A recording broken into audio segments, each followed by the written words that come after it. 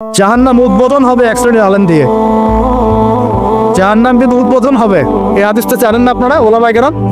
আপনারা তো আমার চেয়ে অনেক ভালো জানেন। প্রথমে একজন শহীদ, কি করছো? জীবন দিয়ে দিছি, শহীদ হয়ে গেছি।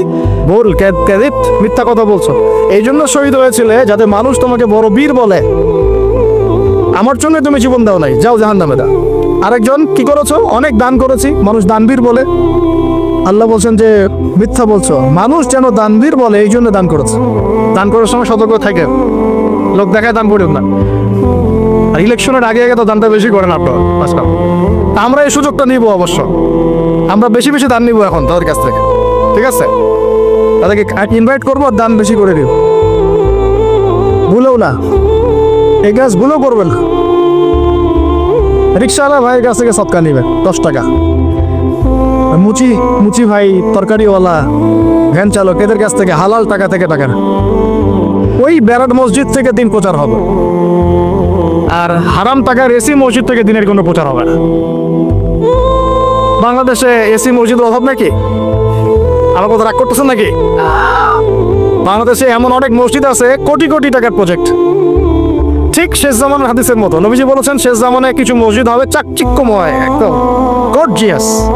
হেদায়েত উঠে যাবে। পরের লাইন হচ্ছে হেদায়েত উঠে যাবে। ওটা নাই, নামাজ শেষ, মসজিদ বন্ধ।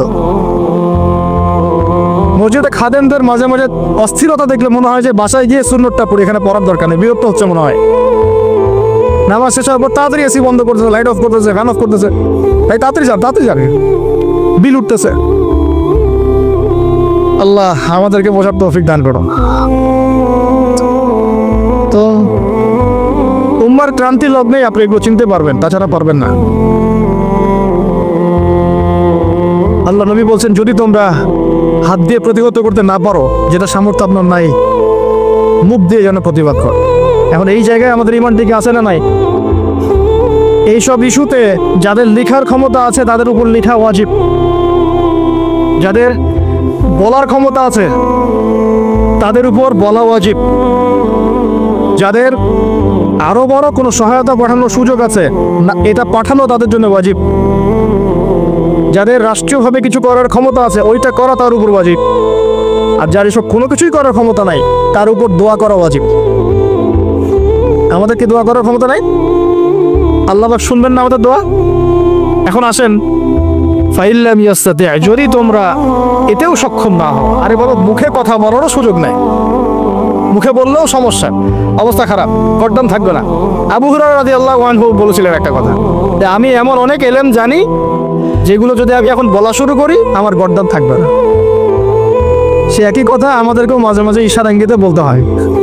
যতটুকু বলছি এতে বুঝে নেন, এর চেয়ে বেশি বলতে গেলে আমাদের গর্দান নাও থাকতে পারে।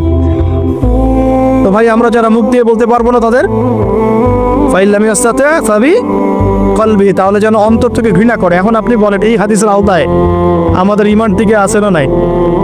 অ্যাটলিস্ট মন থেকেও কি ঘৃণা করে? সাধারণ মানুষ মন থেকে অন্তত ঘৃণা করে। আর যদি ওয়াযালিকা আদআফু মিনাল ঈমান, মানে এটা হচ্ছে ঈমানের সবচেয়ে নিচু লেভেল, তার মানে যার মন থেকেও ঘৃণা আসছে না, ঈমানের সাথে কোনো সম্পর্ক নাই। সোজা কথা। এখন আমাকে বলেন, যারা চোখের সামনে এই জুলুম, নির্যাতন, অন্যায় বছরের পর বছর দেখে আসতেছে, তার উপরে মাজলুমদের পক্ষ না নিয়ে জালেমদের পক্ষে ফতোয়াবাজি করতেছে, ঈমানের কোন লেভেলে তারা আছে? তাদের কাছে আমাদেরকে দিন শিখতে হবে, ওখানে আকীদার দার্স দিতে হবে, ওখানে আমাদেরকে সহি শিখতে হবে, সহিটা শিখতে হবে। আর সমস্ত ওলামায়ে কেরাম মরে গেছে সারা ওয়ার্ল্ড থেকে। আল্লাহর ওয়াস্তে নিজের আকীদা, নিজের আমল নামার ফিকির করেন। কেউ কাউকে বাঁচাবে না কালকে আমাদের মাঠে। যদি এই দুনিয়াতে আমরা হকপন্থী না হতে পারি, শ্বাস চলে গেলে আর হকপন্থী হতে পারে।